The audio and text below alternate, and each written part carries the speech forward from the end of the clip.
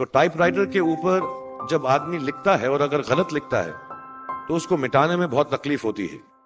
So you have to be very diligent, बहुत ध्यान से लिखना पड़ता है। हम गलती नहीं कर सकते। और टाइपेक्स यूज करते थे टाइप को निकालने के लिए, कभी उंगली फंस जाती थी उसकी कीज के बीच में, मगर बहुत मेहनत से, बहुत डिलिजेंस से काम करना पड़ता था। तो जब मैं उस पर टाइपिंग सीखा स्कूल में कॉमर्स करते वक्त, so the only thing I realize is that practice makes you perfect. तो जो भी काम आप जिंदगी में करें उसको डिलिजेंस से करें, ऐसा करें कि कोई गलती ना हो, अपना पूरा दिमाग लगाकर करें, सोच समझ कर करें, ऐसे करें कि ये काम जिंदगी में आपका पहला काम है और इसके बाद आपको मौका नहीं मिलेगा, और शायद ये काम आपका जिंदगी का आखिरी काम है, इसके बाद फिर मौका नहीं मिलेगा। So do it with that kind of diligence. तीसरी चीज, उन्होंने मुझे कैमरा दी थी, क्योंकि बहुत गरीब थे, वो कैमरा चलता नहीं था बिल्कुल भी, सिर्फ उसके व्यू फाइंडर से बड़ी अच्छी अच्छी तस्वीरें दिख जाती थी, लेकिन खिंचती बिल्कुल भी नहीं थी।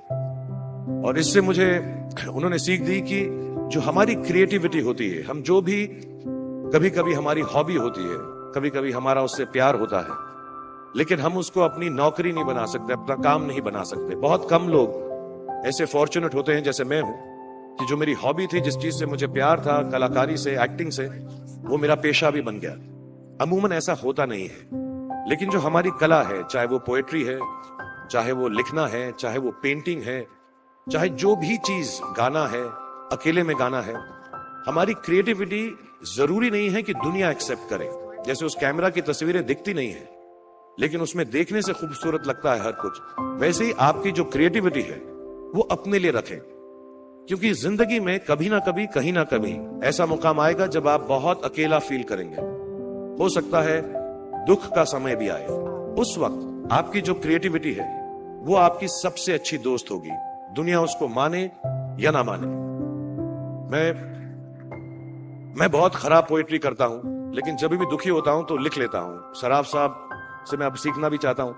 मैं रेखता पे जाऊंगा, मुझे लगता है ये कमाल की साइट है, थोड़ी मैं शायरी वगैरह सीखूंगा। मेरी शायरी बहुत खराब है कि हमने तुम्हारी याद में रो रो के टब भर दिए, वो आए और नहा कर चल दिए। इस लेवल की पोएट्री है। लेकिन जब दुख होता है, ये भी बैठकर जब लिखता हूं तो बहुत दिल को शांति मिलती है। आखिरी चीज मेरे वालिद जी ने मुझे दी थी, वो दोनों मिक्स है, मैं जल्दी खत्म करता हूं क्योंकि आप लोगों के पास वक्त नहीं है, आप लोगों को अपनी डिग्रीज लेनी है, सोच रहे होंगे इतना वक्त जाया कर रहा है हमारा ये। तो मैं जल्दी से बताता हूं। एक, उन्होंने मुझे कहा, एक सेंस ऑफ ह्यूमर हमेशा रखना जिंदगी में, हंसते हमेशा रहना, एक चाइल्ड लाइक इनोसेंस जरूर रखना। जैसे एक छोटे बच्चे की जो एक इनोसेंस होती है, जो उसका दुनिया की तरफ जो नजरिया होता है, बड़ा इनोसेंट सा होता है, उसमें कोई खामी नहीं होती, गलती नहीं होती, अभी दुनियावी बातें नहीं आई होती, तो वैसे ही रखना। कई बार बचपन में मैंने जब बदतमीजी की या कोई गलत काम किया तो उन्होंने सेंस ऑफ ह्यूमर से मुझे बचाया।